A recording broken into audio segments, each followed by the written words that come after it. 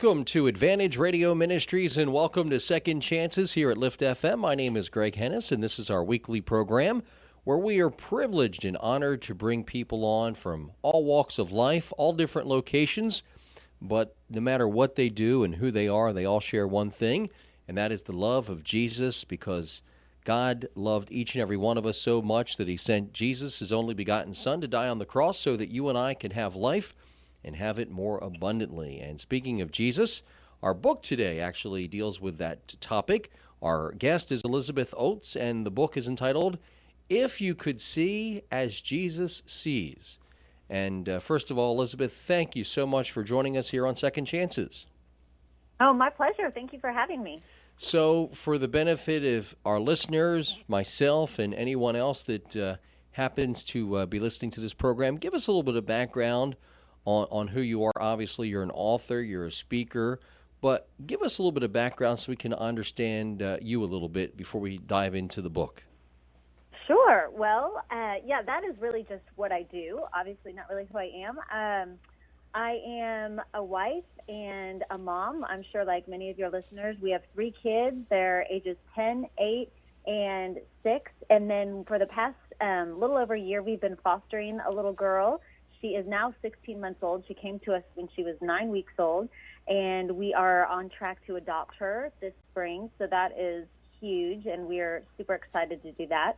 I have a real passion for marriage and family ministry. I come from a pretty dysfunctional family background, and so my heart is really in just bringing hope to people with my story and with the story of my family. And just letting them know that God can do a lot of work when it comes to broken families, and he can repair your family tree. He can do a lot of work in your own heart and your own family. And so that's my passion, is just bringing hope to people. A couple things I wanted to kind of let you talk a little bit more about. Number one, obviously, you mentioned you came from a dysfunctional family. Obviously, you serve God now, and things are different for you. Share with us how that happened in your life, how you went from the dysfunctional way you were raised to a Christian life that you have today. Yeah. Well, obviously, God's grace. You know, I tell people all the time, he just never gave up on me, and I'm so grateful for that. My parents divorced when I was about 2 years old, which is pretty common for my generation. I'm kind of the cliche Generation Xer.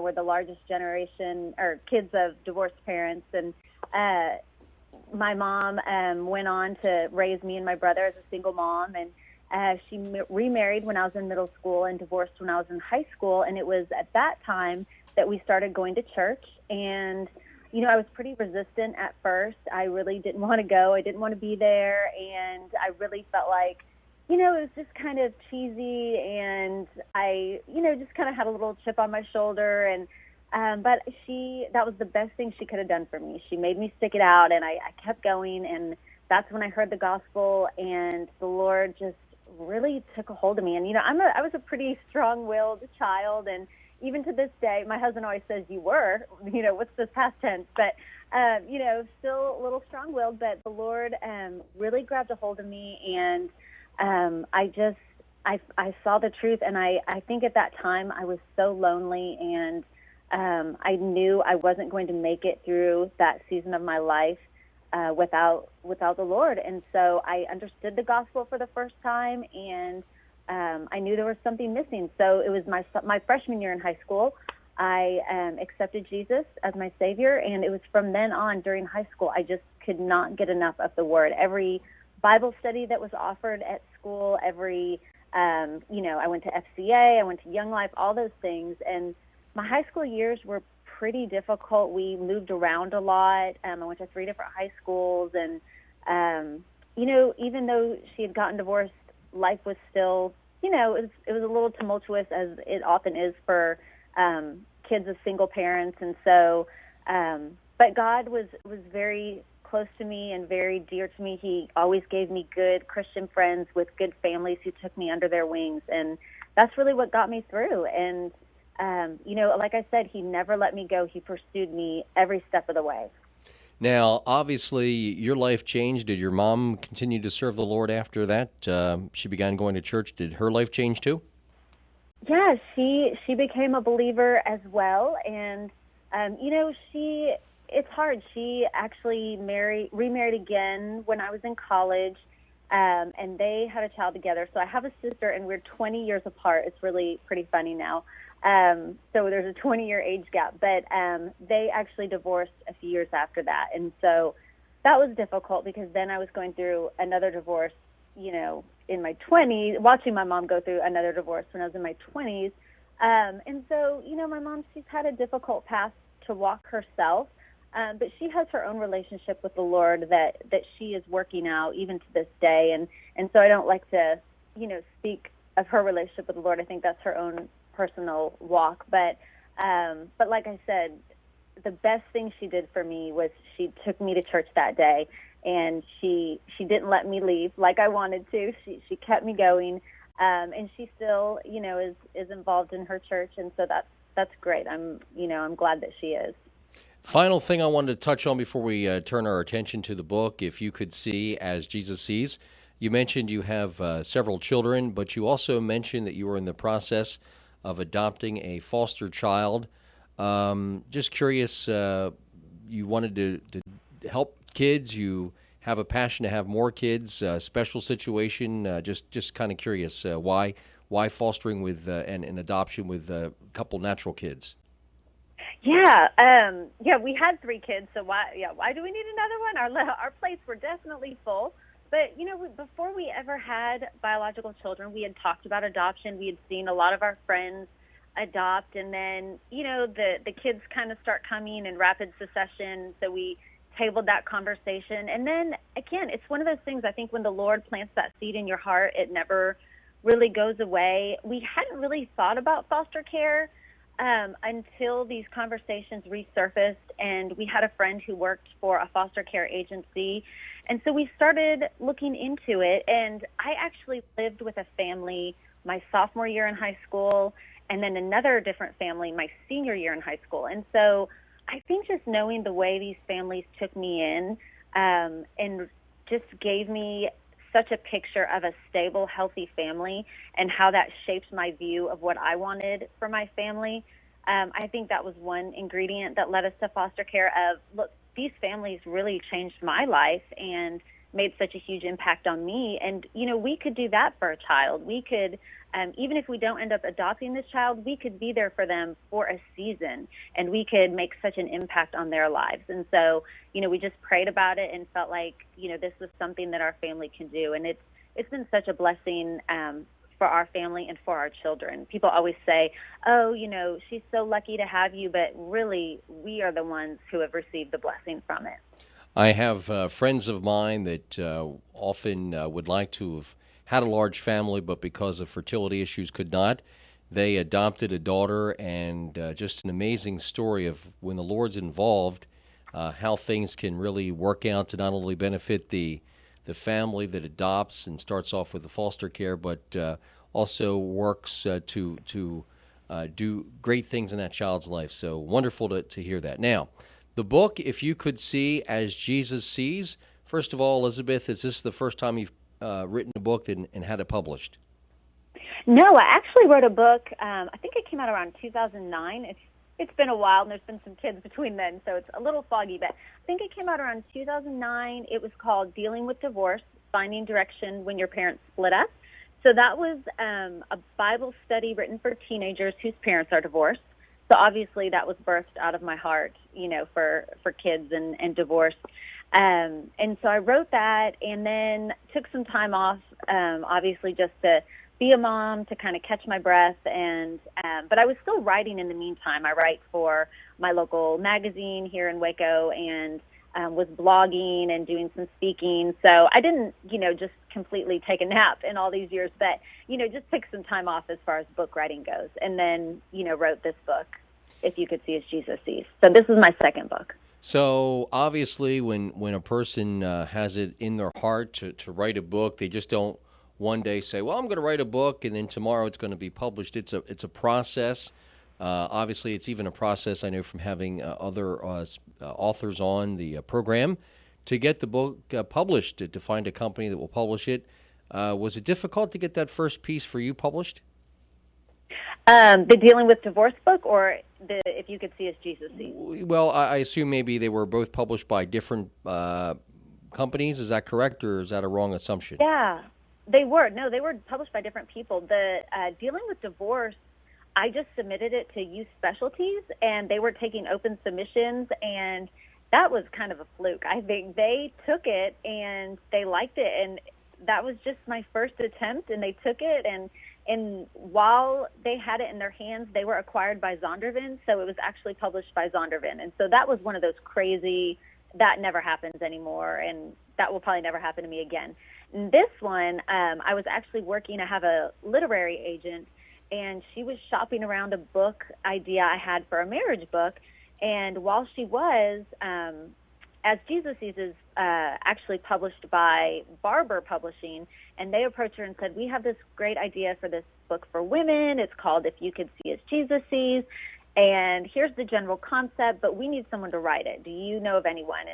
And so she, kind of introduced them to me, and we, played around with the idea, and I had to submit a whole book proposal and sample chapters and that kind of thing. And so, so it was definitely a process, and that's kind of how I got this book deal. So it's interesting the way the book deals work. They can work in a bunch of different ways.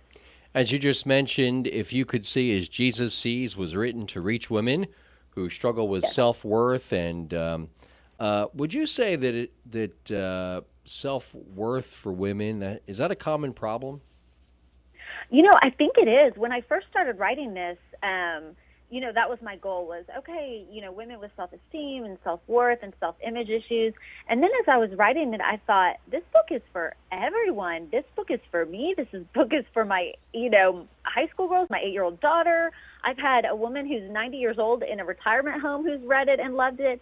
Really, it is something we all deal with because we all deal with insecurities on some level, across the spectrum. And on any given day, we can have a bad day and we can feel like we're not adequate. We can feel like, we're lonely or, the whole world is moving along without us. And so, it's not just for people who are depressed or feel extremely bad about themselves, to a very low degree. It's for all of us because we all have insecurities. We are visiting with Elizabeth Oates. She is the author of the book entitled If You Could See As Jesus Sees. And Elizabeth, as we continue this conversation, real quick, if someone would like to learn more about this book, your previous book, or the work that you're involved in, is there a easy place to obtain a copy or to learn more about you? Sure. They can go to my website. It's ElizabethOates.com, and Oates is spelled Oates.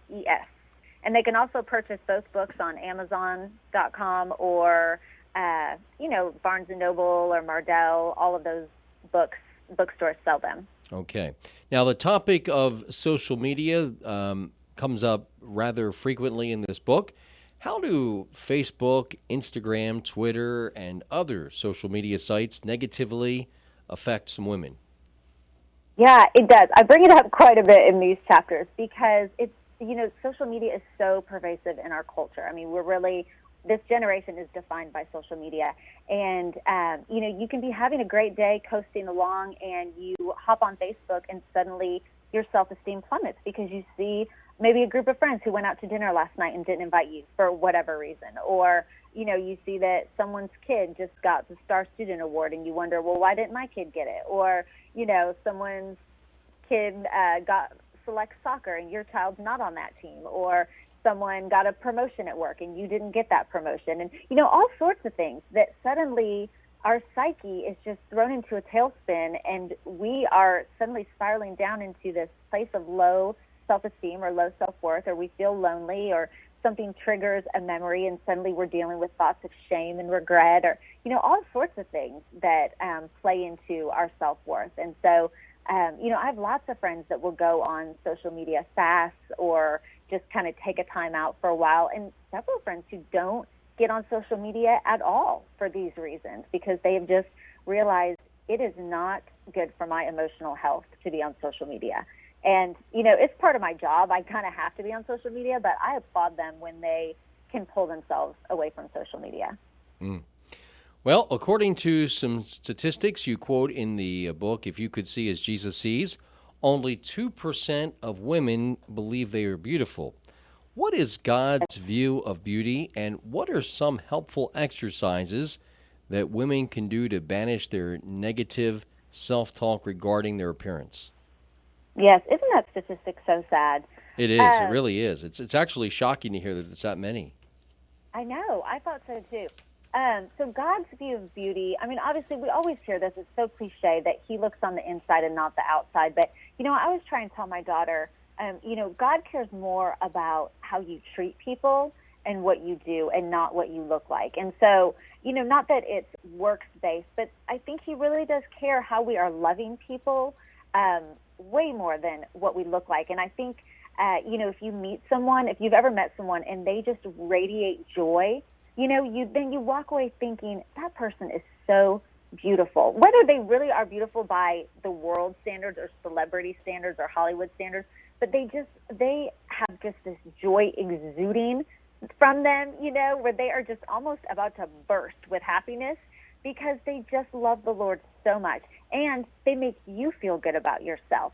That is a person that is truly beautiful. So how do you make others feel about themselves? How are you treating people? How are you loving people? Are you loving them well? Are you treating them well? Are you doing nice things for them? You know, my daughter the other day, she made 22 bookmarks for her classmates. Wow. That is just her gift. She loves to craft. She loves to give, and that just comes out of her heart. And I told her, I was like, you have such a gift of loving people well, and that makes God so happy. And that's, you know, and it's not a works-based thing. She's just loving people.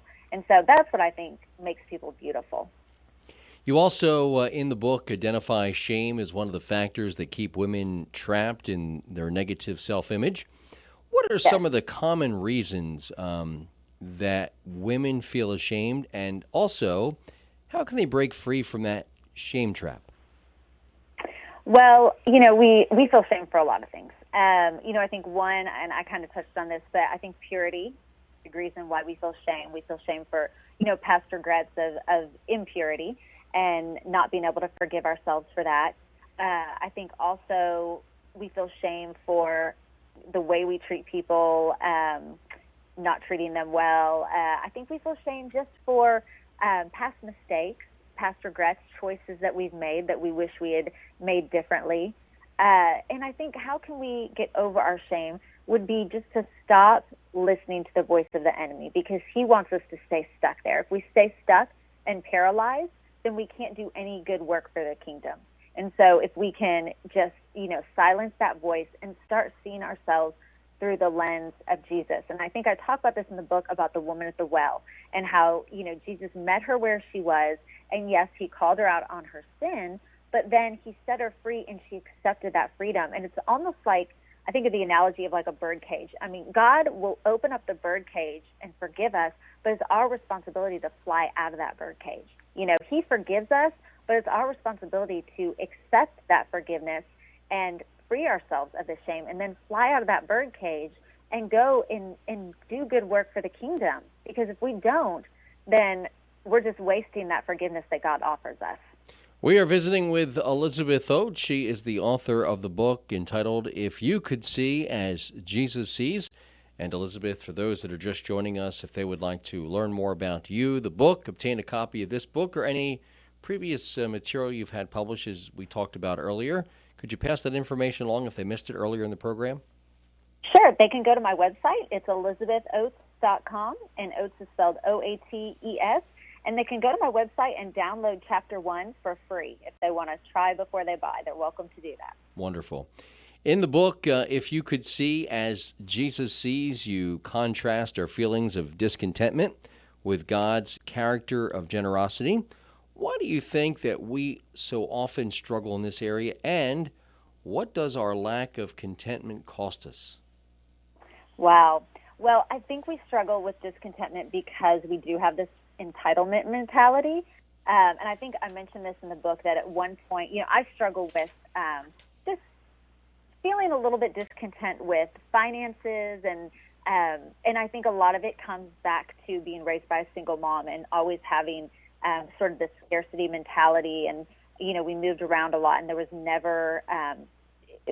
finances were never a stable issue for us. And so I still sort of carry that around with me, and just that fear of, is there ever going to be enough? And I write about this in the book, that my husband said to me one day, what number will make you feel secure? When will there ever be enough for you? And I had to sort of think about that, and I thought, I don't know. I don't honestly know if there will ever be enough to make me feel content. And that was a real problem. I had to realize that's a real problem. And I had to take a step back and realize how generous God is with me, and how he has blessed me abundantly with, material goods, with, immaterial goods, with my family, with relationships, with opportunities he has given me. And so I think that's what we have to do. We have to identify where we are discontent, and then identify how generous God has been with us, because he blesses us over and abundantly what he needs to and what we deserve. Mm. Well, it's sad but true, Elizabeth, that there are probably some women listening to this broadcast today who may feel like they are a burden. And that's not only true, but maybe they feel like they're not even wanted anymore. What hope would you say that God offers women in these situations? And what are some of the specific positive steps that a woman can take to begin seeing herself as Jesus sees her, a blessing and not a burden? Yeah, this chapter just breaks my heart, because this one was really birthed out of just conversations with women who, they do feel like a burden. They have felt, this one goes back to years of just having felt like a burden to their parents, and then even currently, some women I've talked to who feel like a burden to their husbands. And, that breaks my heart, because we are never a burden to God. He created us. He hand designed us. I think of Psalm 131 and the care that he took to handcraft us in our mother's womb. And anyone, if you can go and read Psalm 139 verses 13 through 16, and any God who takes that much time to handcraft billions of people, each one of us, anyone who takes that much time to create you, you are not a burden. You are such a blessing. If women can hear me say that, you are such a blessing to him. And so really just switching your lens and realizing that you are a blessing to your Creator, and he loves you, and you are valued. And, whatever negative voice is telling you you are a burden, just realizing that is a lie of the enemy. And again, he's telling you that lie because he wants to paralyze you. That is his whole goal in life, is to paralyze you so that you cannot further the gospel and you can't do any good works for the kingdom. Mm. And if you could see Jesus, let me say this again, Elizabeth. If you could see as Jesus sees is designed for either a group or individual study, what would you say that the benefits might be if a woman wanted to get with a group to discuss this book? Is there benefits of doing that? Absolutely. I feel like I always get more out of a study when I'm able to process it in the context of community. We can sort of flesh out our ideas with other women. And I know I'm actually going to be leading a group in my own community this semester. And this is something new. I had not planned on doing this at all when I wrote this book. I hadn't even planned on doing this a month ago. This is totally new. But I'm in the middle of creating a video series, and it will be done in about a week or two. I'm going to put it on my website so that if women want to do this, whether in a group or alone, they can go to my website and they can download the videos. And each video will just be about 10 to 20 minutes long. And there'll be like a video for each chapter.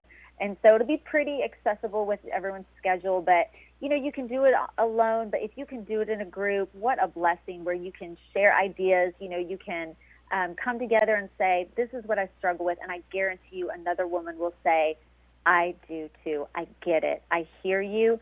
And I feel the same way. And what comfort there is when we can come together and say, me too. Mm.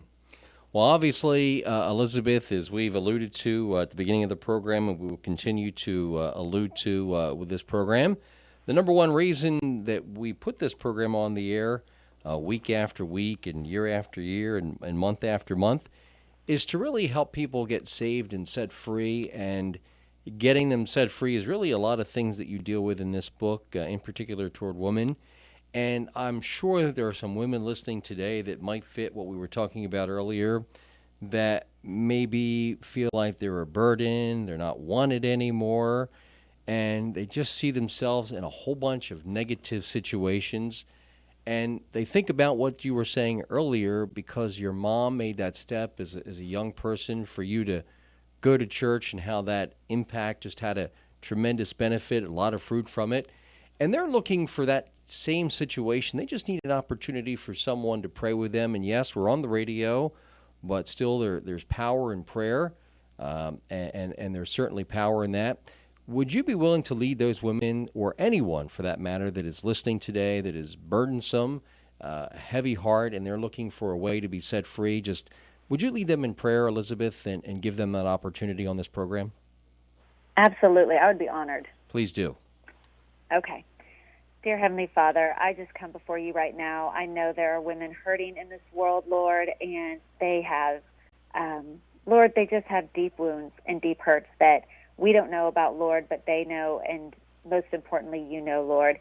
And Lord, I am so grateful that my mom did, that she took me to that church, Lord, that day, and during that season of my life, Lord, with me protesting and giving her teenage attitude, Lord, but she did not let that stop her. And Lord, there are women out there who, Lord, they need that. They need someone to come beside them, link arms with them, and take them, Lord, take them to you and take them to the cross. And I pray that you would put that person in their lives, Lord, to usher them to you.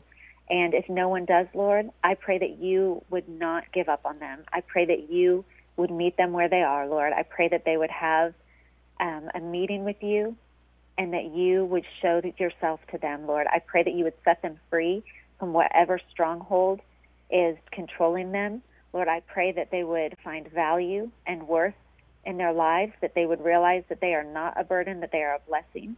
I pray that they would realize how much you love them and value them, Lord, that you created them, that you created every fiber in their being, and you love them. You love them deeply, and you love them dearly.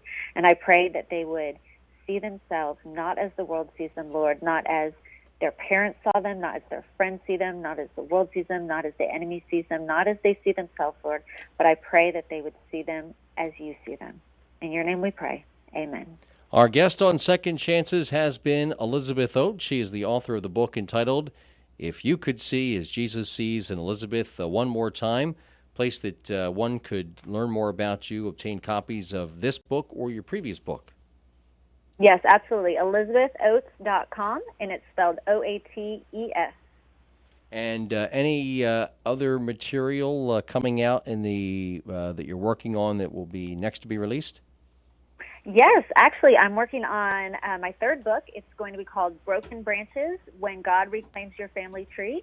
So it'll be for women like me who come from a dysfunctional family, just to encourage them and equip them and help them, kind of give them tools to create a healthier family. Okay, well, I'll tell you what, when that book comes out, be sure to reach out to us, have Diane reach out to us, and we'd love to have you back on the program. Oh, thank you. I would love that. Our guest has been Elizabeth Oates, the book, If You Could See as Jesus Sees. Tune in next week for more Second Chances right here from Advantage Radio Ministries on Lift FM.